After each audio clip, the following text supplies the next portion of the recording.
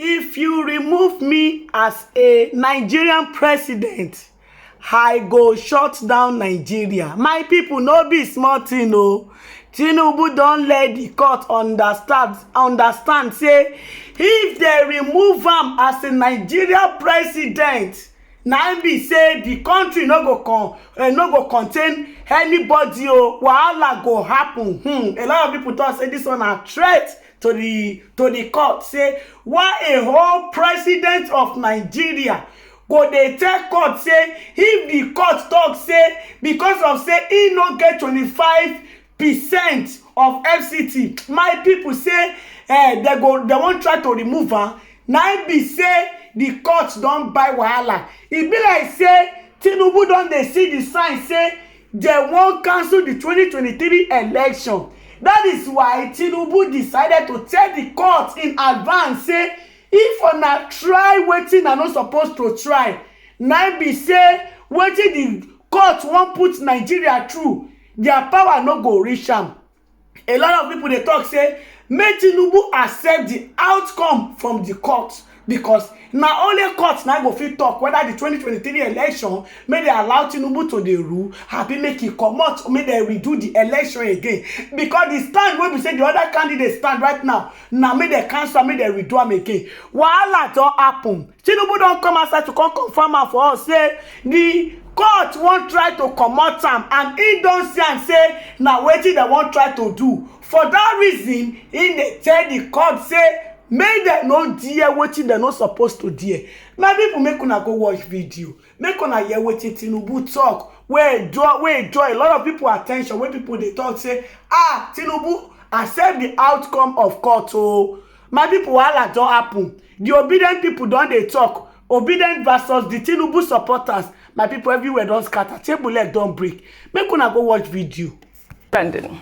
With reactions trailing the submission by President Bola Ahmed Tinubu requesting the Election Tribunal to dismiss the petition seeking to nullify his election on the grounds that he did not secure 25% of lawful votes cast in the Federal Capital Territory. The president, in his final written address against the two petitions filed by the candidates of the Labour Party, Peter Obi, and his counterpart of the People's Democratic Party, Atiku Abubakar, warned that nullifying the February 25th elections on the grounds that he did not secure 25% of the lawful votes cast in the Federal Capital Territory could lead to absurdity, chaos, anarchy, and alteration of the very intention of the legislature.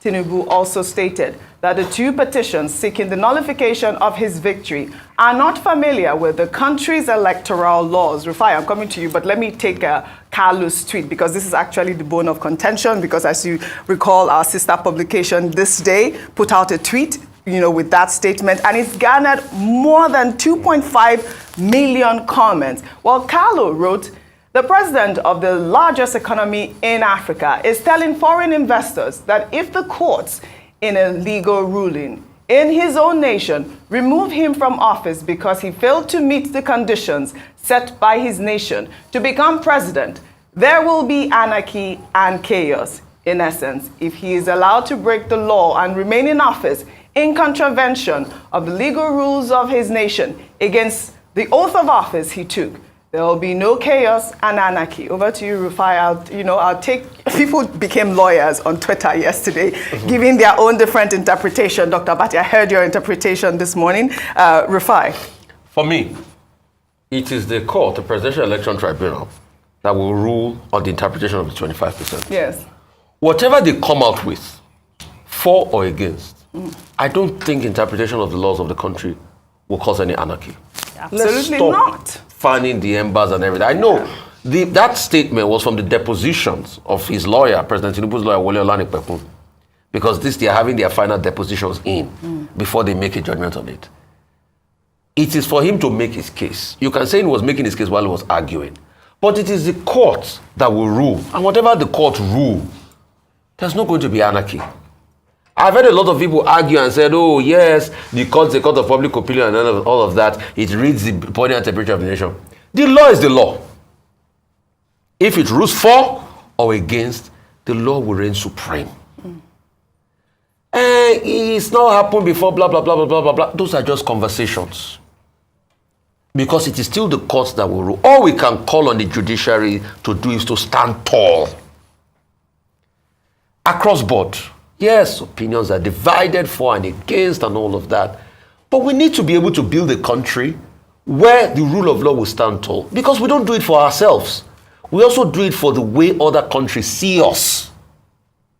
And when they see we have a weak judiciary system, what happens is that investors will not want to come.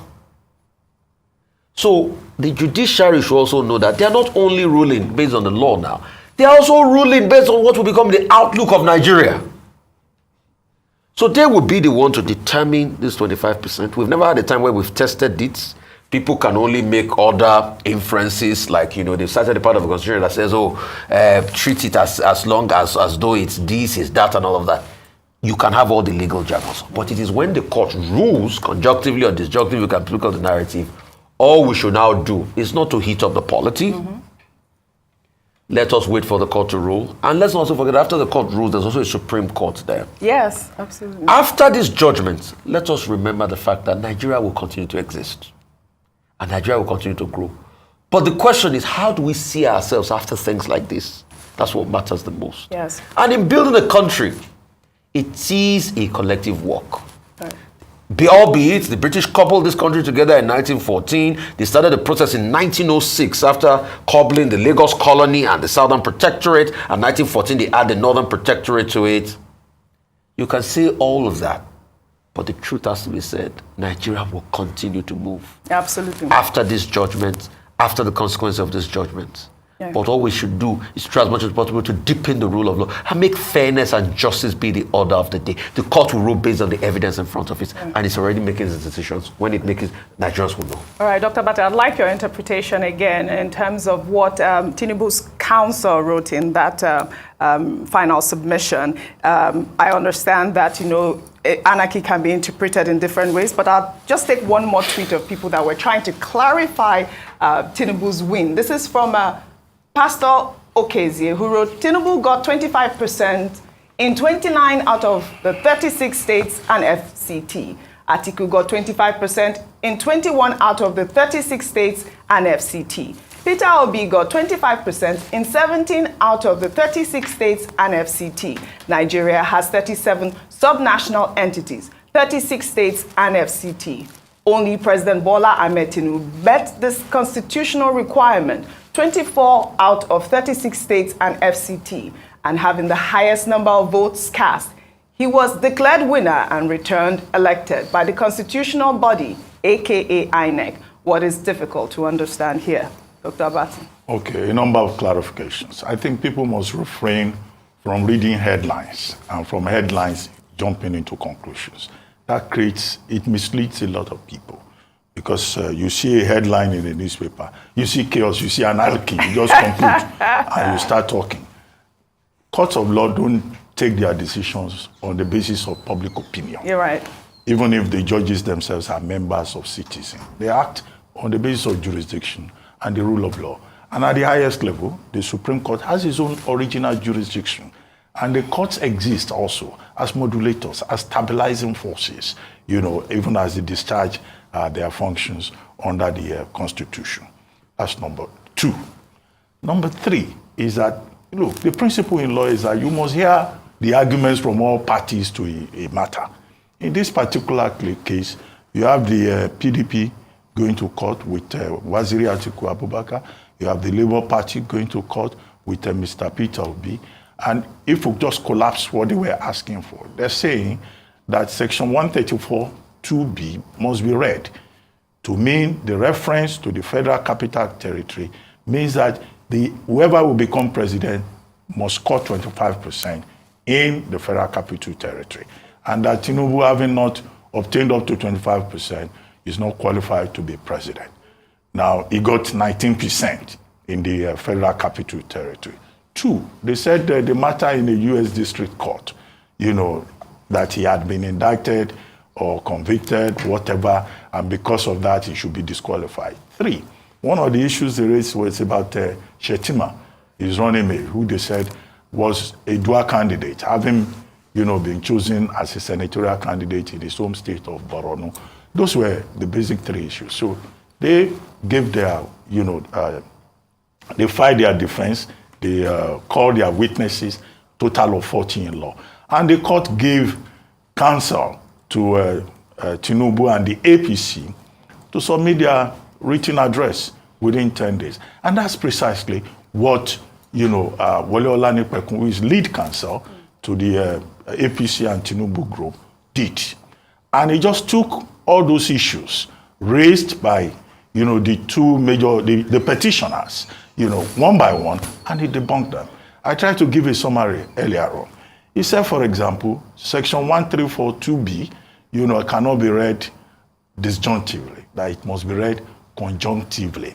Because to do otherwise is to misinterpret and misrepresent the intention of the framers of the Constitution. A basic principle is, what is the intention of the lawmaker, the framers of the law? What do they intend to say? It's for the court to decide on that. And Olanipekun said, provided his own defense, citing Section 3.1, which lists 36 states, Section 299, which recognizes the Federal Capital Territory as if it is a 37th state, and also Section 66 of the Electoral Act. And he said, a community reading, that is what it is called, a community reading of all these provisions will prove the point that you cannot say because somebody lost in, didn't get 25% in FCT, then it cannot be president. And he provided precedents. The law, precedents, stare decisis is called. It's a major issue in law. Ariwoola versus Shagari, Buhari's case, Abraham Adesanya versus, he gave all of that. Number two, he said the case of the petitioners is based on IREV and BVAS, electronic transmission. He said no, that can't stand, because in any case, the law, provides for manual transmission, and that you cannot say because of electronic transmission is an issue. Number three, he says the case that they are referring to in the US, that the evidence that is provided is inadmissible because it's not, documented within our own jurisdiction here, and that in any case, nowhere in that ruling is the word fine used. So he took on all of these issues, and then concluded that the application, the petitions, amount to a crass abuse of court process, and that it should be dismissed, it should be disregarded, and that in any case is confident that the job of the court, right, is to ensure peace, not to cause chaos, not to cause anarchy, and that given precedents that he has cited and all of that, it will amount to causing chaos and anarchy. But people have taken that in a literal sense. Yeah, so he to mean a said, threat. right. But it's not a threat. Right. So people should go to the written address and read it and understand the context, instead of just saying, oh, Tinubu wants to cause chaos, he wants to cause anarchy. So basically, that's not what is the in job of the judiciary is not to cause anarchy, correct? That's really the bottom line. Yeah, not to add more tension to the environment. And Olanipekun said, you need to see the context in which you use that phrase. And I don't agree with those people who think that it's a threat. A council, before the court of law, cannot go in front of their lordships and threaten them. That is unacceptable. Well, all right. Well, in another development, the Senate has clarified the $800 million World Bank post-petrol subsidy removal facility. My people, now the video now on a new watch finish, so on a see what it happen for inside the video. All right, my people, I go like to end the video for you. Make una let me know waiting on a thing for the comment section, and if una never subscribe, make una subscribe to my YouTube channel so that una no go miss any latest gist wey I dey upload.